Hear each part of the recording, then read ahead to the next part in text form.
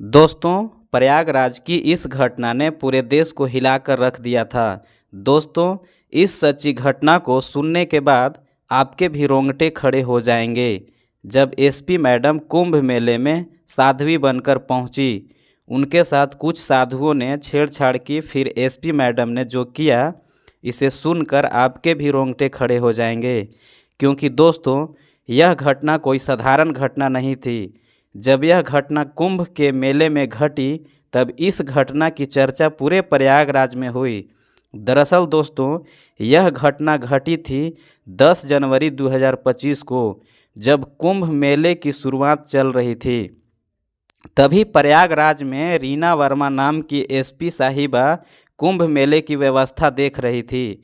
क्योंकि एसपी साहब को मुख्य पद इसलिए दिया गया था ताकि वह कुंभ में हो रही सारी हलचल का अच्छे से निरीक्षण कर सके और सारी व्यवस्था करवा सके। दोस्तों, इस घटना को शुरू करने से पहले आप सभी हमारे चैनल को सब्सक्राइब अवश्य करें और इस घटना को सुनने के बाद हमें कमेंट बॉक्स में अपनी राय ज़रूर बताएं कि क्या एसपी मैडम ने उन साधुओं के साथ जो किया वह सही था या गलत। दोस्तों, दरअसल रीना वर्मा उत्तर प्रदेश के एक छोटे से गांव की लड़की थी। उसने अपनी मेहनत और अपनी लगन से इस मुकाम को हासिल किया था। दोस्तों, रीना के माता पिता बहुत गरीब थे। रीना के माता पिता एक मिल में मजदूरी का काम करते थे और उन्होंने वही काम करके अपनी बेटी को एसपी बनाने में पूरा सहयोग दिया और आज रहना जो भी है वह अपने माता पिता की बदौलत है। दोस्तों, रीना बहुत ही कर्मठ एवं करुणामय लड़की थी। रीना हमेशा अपने कार्य के प्रति समर्पित रहती थी। जब उसे कुंभ मेले की निगरानी की जिम्मेवारी दी गई, तब रीना को खुद के ऊपर बहुत गर्व महसूस हुआ। क्योंकि दोस्तों, यह जो कुंभ मेला था, यह साधारण मेला नहीं था। इस कुंभ मेले में लगभग 40 से 50 करोड़ लोगों का आने का संभावना थी और इस वक्त रीना के ऊपर जो जिम्मेदारियां सौंपी गई थी, वह जिम्मेदारियां कोई आसान नहीं थी। लेकिन रीना अंदर ही अंदर बहुत खुश थी, क्योंकि उसे इस महान काम को करने का सौभाग्य मिला था। दोस्तों, रीना हिंदू थी और उसके हिंदुओं के प्रति, हिंदू धर्म के प्रति बहुत आस्था थी। रीना बचपन से ही सुबह रोजाना मंदिर में जाकर पूजा करती थी, पंडित जी के पैर छूती थी और रीना ने एक गुरु जी बनाए हुए थे जिसका नाम महंत रामदास जी था। वह उन गुरु जी को भी बहुत पूजती थी और वही गुरु जी उस वक्त कुंभ के मेले में भी आए थे। रीना उनके आश्रम में भी जाती है। अब दोस्तों, दरअसल हुआ यह था कि जब रीना की ड्यूटी कुंभ के मेले में लगी थी, तो रीना सुबह शाम रोजाना कुंभ के मेले में चक्कर लगाती थी और वहाँ की व्यवस्था देखती थी। लेकिन एक दिन दोस्तों हुआ यह था कि रीना अपने ऑफिस में बैठकर जब कैमरे से कुंभ मेले की निगरानी कर रही थी, तब उसने देखा कि गंगा नदी के घाट के किनारे कुछ हलचल हो रही थी। मानो ऐसा लग रहा था जैसे वहाँ पर कुछ गलत काम हो रहा हो। तब एसपी मैडम यानी कि जो रीना थी, उसने कुछ दरोगा को उस घाट के किनारे फ़ोन करके पहुँचाया।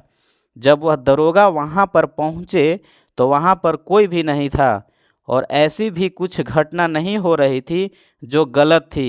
तब दरोगा ने ऑफिस में फ़ोन करके जब एसपी मैडम को सारी बात बताई, तो एसपी मैडम समझ गई थी कि उनका सिर्फ भ्रम था। वहाँ पर कोई हलचल और कोई घटना नहीं घटी है। दोस्तों, कुंभ के मेले की शुरुआत ही हो रही थी और बाहर से लोगों का आना जाना भी शुरू हो चुका था। तभी एसपी मैडम के ऑफिस में कुंभ मेले के दौरान एक महिला आई और उस महिला ने बताया कि उसके साथ कुछ जवान साधुओं ने छेड़छाड़ की। जैसे ही एसपी मैडम ने यह सुना, तो पहले एसपी मैडम को शक हुआ और एसपी मैडम ने पूछा कि तुम कहाँ से आई हो और तुम्हें कौन से साधुओं ने छेड़ा। तब वह महिला बताती है कि मैं गंगा नदी से जब स्नान करके बाहर निकल रही थी तभी कुछ साधु मुझे बुरी नज़रों से देख रहे थे और मुझे छेड़ रहे थे। अब दोस्तों, जो रीना थी वह तो हिंदूवादी थी और हमारे सनातन धर्म को वह बहुत अच्छे से मानती थी। तब रीना को यकीन नहीं होता है उस औरत की बात पर, क्योंकि रीना साधु संतों में बहुत आस्था और बहुत विश्वास रखती थी। दोस्तों, रीना जिस गांव से निकली थी उस गांव में जब भी कोई साधु संत आता था तो उसका स्वागत बहुत बेहतरीन तरीके से होता था और रीना हमेशा से ही पारंपरिक और भारतीय लोगों के प्रति, साधु संतों के प्रति बहुत ही करुणामय थी।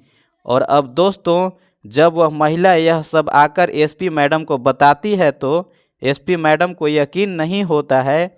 एसपी मैडम उस महिला को कहती है कि कोई बात नहीं, आप रिपोर्ट लिखवा दीजिए, मैं जल्द से जल्द इसकी जांच करती हूं और आपके साथ जिस भी साधु ने छेड़छाड़ की उसके प्रति मैं कार्रवाई करती हूं।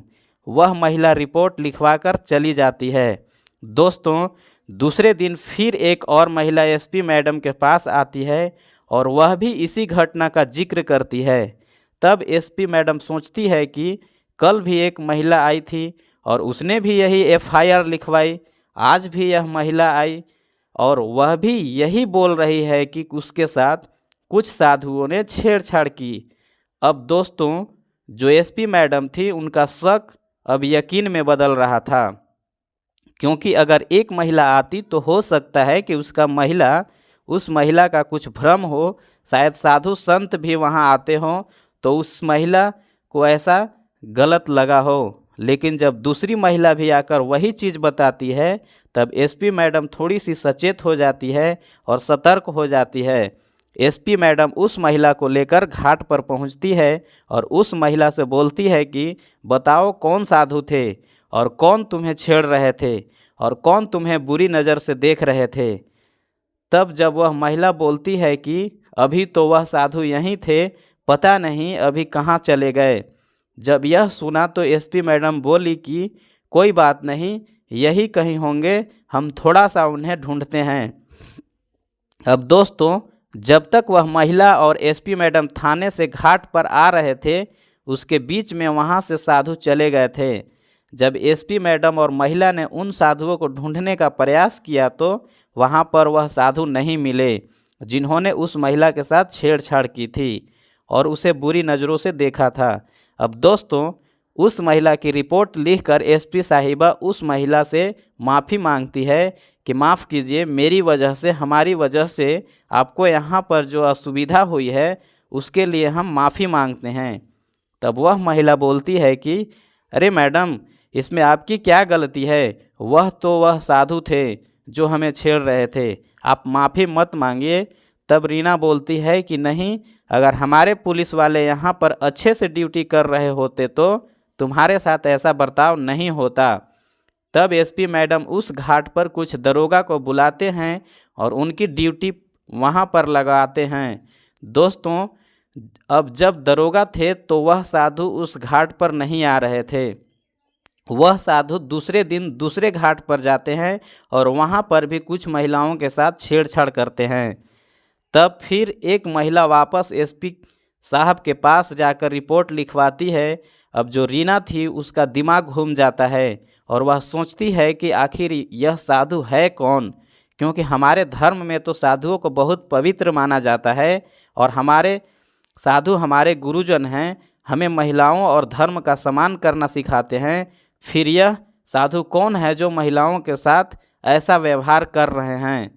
तब जो एसपी साहिबा रहती है वह दिमाग लगाती है और वह खुद साध्वी बनकर उस महाकुंभ मेले में घूमने लग जाती है, क्योंकि अगर रीना पुलिस के भेष में जाती तो हो सकता था कि वह साधु जो महिलाओं को छेड़ रहे थे वह सतर्क हो जाते। लेकिन एसपी मैडम दिमाग लगाती है और एसपी मैडम साध्वी का भेष लेकर कुंभ मेले में पहुंचती है। जब वह कुंभ मेले में पहुंचती है तो वहां पर बहुत सारे साधु थे, कुछ जवान साधु थे, कुछ बुजुर्ग साधु थे, कुछ बच्चे थे, कुछ बड़े बड़े वशिष्ठ गुरुजन भी थे। अब दोस्तों, जब एसपी मैडम यह सब देखती है तो एसपी मैडम को ऐसी कुछ हलचल नहीं दिखाई देती है जो गलत हो। दूसरे दिन एसपी मैडम पुनः साध्वी का भेष लेकर दूसरे संगम पर जाती है। जब वह दूसरे संगम पर पहुंचती है तो कुछ नौजवान साधु थे जो वहां पर बैठे हुए थे और आने जाने वाली महिलाओं के साथ छेड़छाड़ कर रहे थे। आने जाने वाली महिलाओं को बोल कर परेशान कर रहे थे। जब एसपी मैडम भी वहां से गुजर रही थी तब उन नौजवान साधुओं ने एसपी मैडम के साथ भी छेड़छाड़ की, लेकिन एसपी मैडम उस वक्त कुछ नहीं बोली और वह चुपचाप घाट की ओर निकल गई। जब एसपी मैडम पुनः उस घाट से निकल मेले की तरफ आई तब पुनः उन साधुओं ने एसपी मैडम के साथ छेड़छाड़ की। तब एसपी मैडम को उन साधुओं को रंगे हाथ पकड़ना था, इसलिए एसपी मैडम अपने पुलिस थाने गई और वहां से अपनी साड़ी में एक गुप्त कैमरा लगाकर उन साधुओं के पास पहुंचती है जो साधु महिलाओं के साथ छेड़छाड़ कर रहे थे।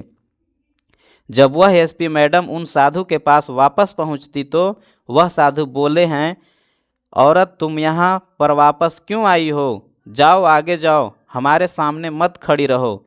तब एसपी मैडम बोलती है कि तुम क्यों यहाँ पर महिलाओं को छेड़ रहे हो?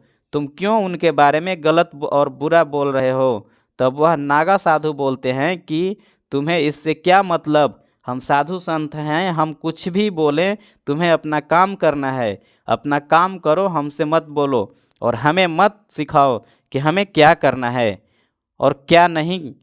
यहाँ से चली जाओ वरना अभी तुम्हें श्राप दे देंगे और तुम यहाँ पर खड़ी रहने लायक नहीं रहोगी। अब क्योंकि दोस्तों वह जो साधु संत नागा साधु जो नौजवान साधु थे, दरअसल वह असली साधु नहीं थे, वह साधु का भेष लेकर वहाँ पर बैठे थे। यह सच्चाई एसपी मैडम को तब पता चली जब वहाँ पर आसपास कुछ लोगों ने बताया। जैसे ही एसपी मैडम ने यह सब सुना तब एसपी मैडम सामने चली जाती है और उन साधुओं से बातचीत करती है और वह साधु जैसे ही एसपी मैडम के ऊपर हाथ उठाने आते हैं, एसपी मैडम उन सब का हाथ पकड़ लेती है और वहाँ पर बहुत सारे पुलिस वाले को बुलाकर उन सभी को अरेस्ट करवा लेती हैं।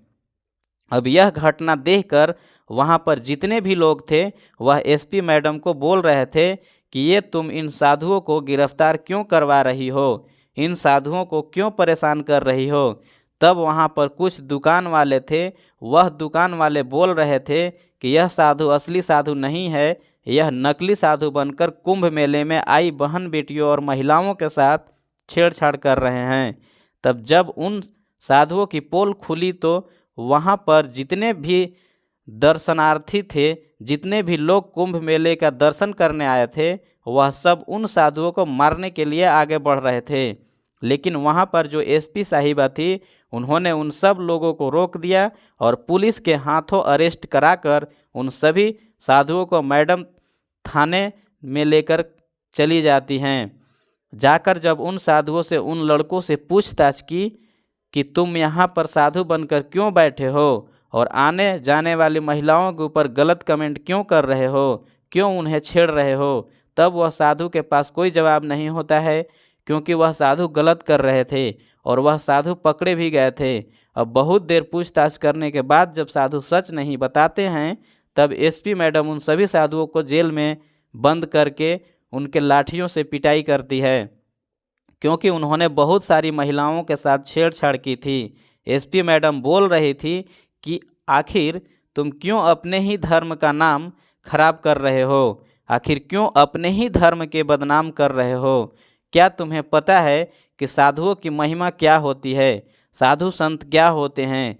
तुम्हारी वजह से लोगों के मन में साधु संतों और गुरुजनों के प्रति क्या छवि बनेगी, क्या तुम्हें इसका जरा सा भी अंदाज़ा है। आखिर क्यों तुम्हें वहाँ पर आने जाने वाली महिलाओं को छेड़ रहे थे।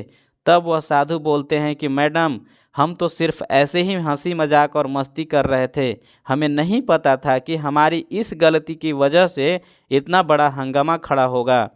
क्योंकि दोस्तों उस साधु के मेले में, उस कुंभ के मेले में विदेशों से भी कुछ मेहमान आए थे, विदेशों से भी कुछ गुरुओं की शिष्य आई थी और इस वजह से भारत का नाम भी खराब होता और कानून व्यवस्था का नाम भी खराब होता।